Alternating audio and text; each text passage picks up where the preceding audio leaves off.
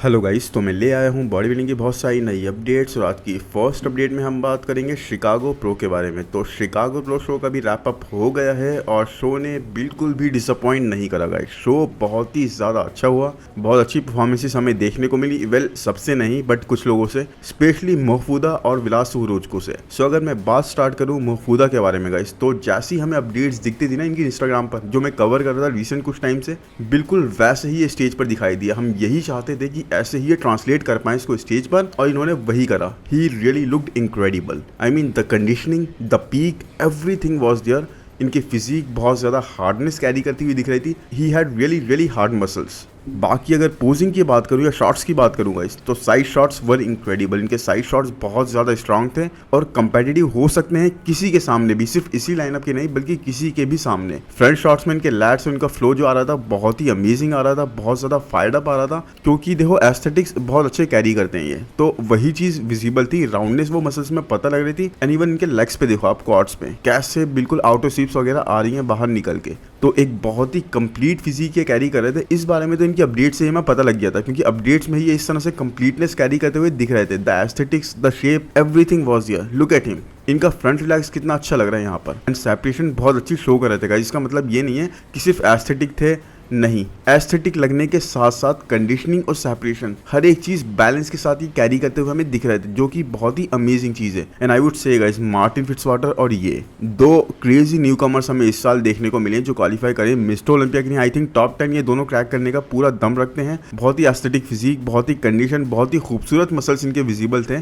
और बहुत ही completeness carry कर रहे थे अपनी फिजिक के अंदर। So body building is crazy man. इस पॉइंट ऑफ टाइम पर बॉडी बिल्डिंग जिस तरह से चल रही है ना, जिस दिशा में जा रही है, जिस तरीके से लोग एक एक अमेजिंग फिजिक लेकर आ रहे हैं, दैट इज क्रेजी। ये बहुत ही पीक टाइम चल रहा है बॉडी बिल्डिंग का और बहुत जबरदस्त time for all the fans. बाकी हमने फ्रंट शॉट्स की बात कर ली, साइड शॉट्स की बात कर ली। अगर बैक शॉट्स की भी बात करी जाए तो यस, बैक से थोड़े से वाटरी लग रहे थे, रिंकली लग रहे थे लोअर बैक के मामले में, बट उसके अलावा ही वॉज टोटली ऑन। कहीं भी ऐसा कुछ नहीं था। ही वॉज पील्ड गाइज, एक पील्ड फिजिक लेकर आए थे। यस, टैनिंग इनकी थोड़ी और बेहतर हो सकती थी। टैनिंग इनकी काफी ज्यादा लाइट साइड पे लग रही थी। आई थिंक क्रिजो जैसी लग रही थी थोड़ी सी, बट उसके बाद भी he was looking really good. तो अगर थोड़ी सी डार्क करते तो और ज्यादा इनके मसल्स ना निकल कर आते, but anyways this was good enough because ये शो जीत चुके हैं। वेल, इसके बारे में और हम डिटेल में बात करेंगे आगे जाकर। अगर मैं सेकंड प्लेसर की बात करूं तो यहाँ पर विलास सुहरोज को सेकंड प्लेस पर प्लेस करें, जिनको सब लोग इंस्टाग्राम बॉडी बिल्डर कहते थे। वेल, इस बारे में गाइस अब मैं यही बोलूंगा कि कहते थे, क्योंकि यहाँ पर इन्होंने भी वही करा।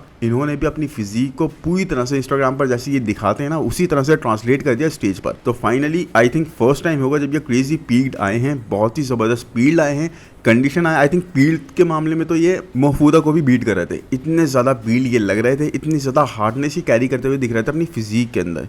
He was so damn peeled. और उसके साथ मसल मास इनके पास इंक्रेडिबल थी। साथ में गाइस एक चीज इनके अगेंस्ट जा रही थी, इनका एब्डोमिनल बहुत ज्यादा वाइड साइड पे लग रहा था। साथ में इनके अगर आप डेल्ट्स देखोगे ना तो इतने स्ट्रांग थे वो कि इनके आर्म्स को ओवर पावर कर रहे थे। मतलब इनको आर्म्स पे और ज्यादा मसल मास की रिक्वायरमेंट है। बाकी उसके अलावा he was really good guys. He was dry as a desert and साथ में hard man. He was really hard. His muscles were like एक कॉन्क्रीट वाले मसल्स लग रहे थे। अगर मैं पोजेस की बात करूं तो फ्रंट शॉट्स में थोड़ा ही अपने एस्थेटिक्स की वजह से लैग करते हुए हमें दिख रहे थे, प्लस जो जेट्स वाला मामला मैंने दिखाया। लेकिन side shots were really good. Back shots, yes, ये इनकी स्ट्रेंथ थी। बैक शॉट्स में ही वॉज फायरमैन। इनकी बैक की थिकनेस और साथ में जो विड्थ थी ना, वो महफूदा को खा रही थी, बल्कि सारे ही अदर कंपेटिटर्स को खा रही थी। इतने ज्यादा वाइड साइड पे लग रहे थे बैक से, प्लस ग्लूट्स देखो आप। यही चीज एक क्रेजी तरीके से बता रही है कि कितने ज्यादा कंडीशन ये आए थे, कितने ज्यादा पीक हिट करके आए थे, how peeled he was. Because glutes इतने ज्यादा, इतने अमेजिंगली हमने इनके हार्ड साइड पर, सेपरेटेड साइड पर कभी नहीं देखे। तो विलाद का एक बहुत ही बेटर पैकेज, बहुत ही अमेजिंग पैकेज। साथ में हम यही एक्सपेक्ट करते हैं कि अब विलाद इसी तरह से अपने पैकेज को लेकर आए, बिकॉज आई थिंक अब तक का इनका बेस्ट पैकेज हमने देखा स्टेज पर। बस एक चीज नहीं थी, ही वॉज नॉट एस्थेटिक, और वही चीज इनके अगेंस्ट जा रही थी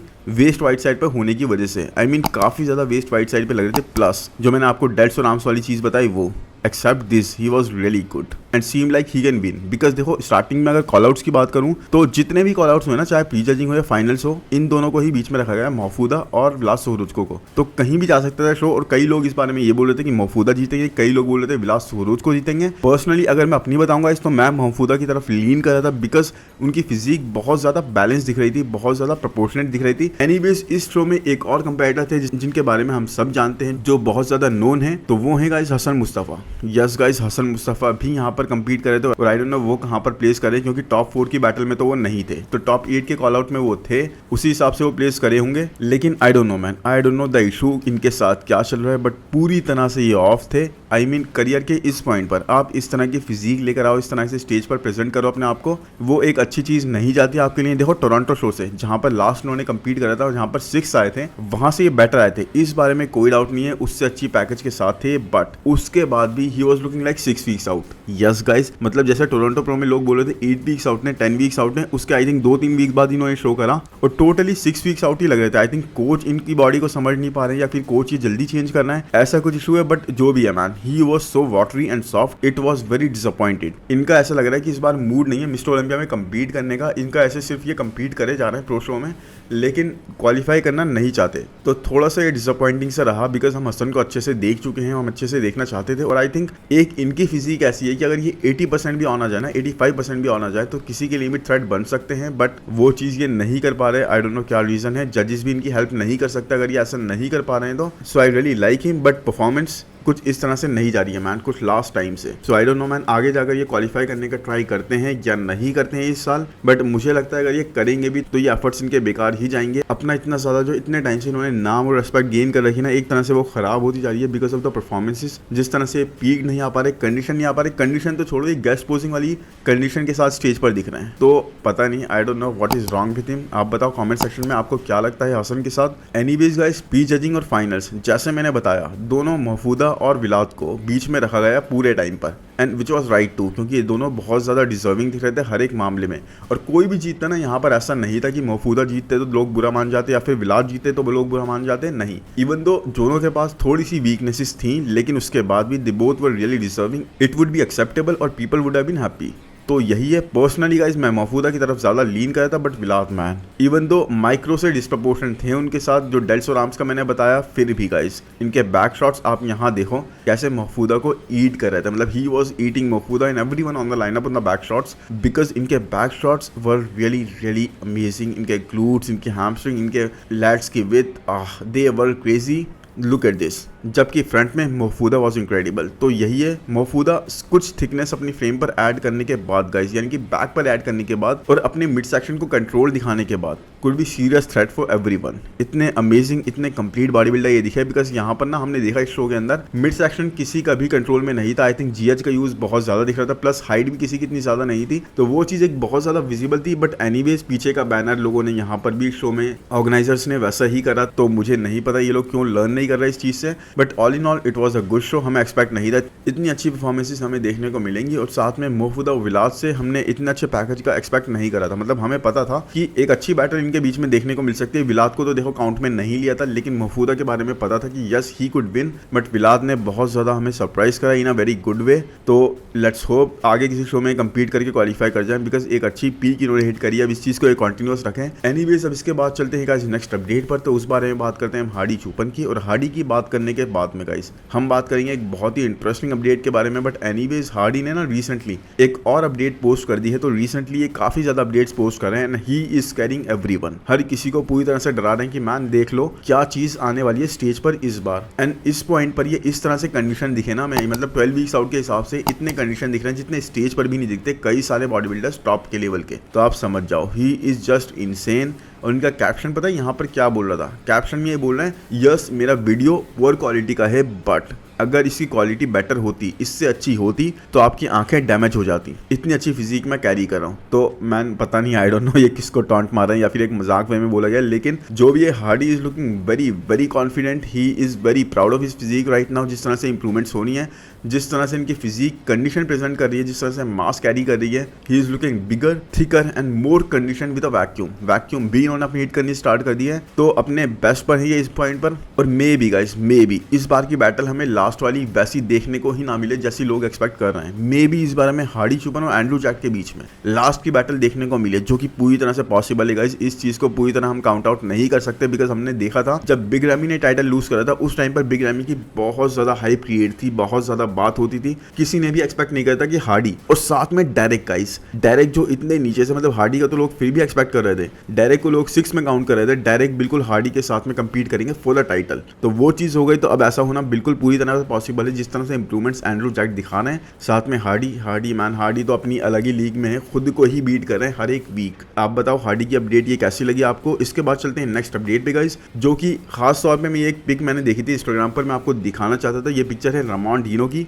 और यहाँ पर आप देख सकते हो इस पिक के अंदर आपको दिखेंगे फ्लेक्स लुइस, रामोन डीनो, माइलोस और सर्जियो ओलिविया जूनियर, और चारों ही अपनी फोरआर्म्स दिखा रहे हैं। सरप्राइजिंगली गाइस, हम सबको पता है कि रामोन डीनो की forearms are really strong, really huge, मतलब उनकी फोरआर्म्स को पोपाई फोरआर्म्स बोलते हैं। लेकिन यहाँ पर देखो आप सबकी फोरआर्म्स कितनी अमेजिंग लग रही हैं। Sergio Oliva junior amazing forearms carry करते हैं, we all know about that, but Flex Lewis, yes guys, he also carries really great muscles, really great forearms. और रामोन डीनो की तो हमको पता ही है। साथ में यहाँ पे आपको एक चीज और सरप्राइजिंग लगेगी कि माइलोस की फोरआर्म्स इतनी स्ट्रांग लग रही हैं। वैसे देखो माइलोस की हम जानते हैं फोरआर्म स्ट्रांग है, लेकिन यहाँ तो ये सबको बीट कर रहे हैं, ऐसा कैसे। अब आप देखो एक हॉर्स से तो यहाँ पर ये ना थोड़ी सी फोटोशॉप लग रही है इनकी फोरआर्म्स करी हुई। बस यही एक रीजन समझ में आता है कि माइलोस की फोरआर्म्स इतनी स्ट्रांग लग रही है। लेकिन उसके बाद भी गाइज अगर इस फोटोशॉप वर्जन को हम हटा दें तो भी गाइज एक रियली ग्रेट फोटो, चारों अपनी अमेजिंग फोरआर्म्स दिखा रहे हैं, तो मुझे ये आपको दिखाना जरूरी लगा। प्लस आप देखोगे फ्लेक्स लुइस के आर्म्स का size, man he is still carrying such great amount of muscle, और इतनी खूबसूरत फिजिक, कोई भी ऐसे इंजरी वगैरह के बिना। अभी रिसेंटली वैसे इनको इंजरी हुई थी लेकिन उसको हील कर लिया इन्होंने बहुत ही जल्दी,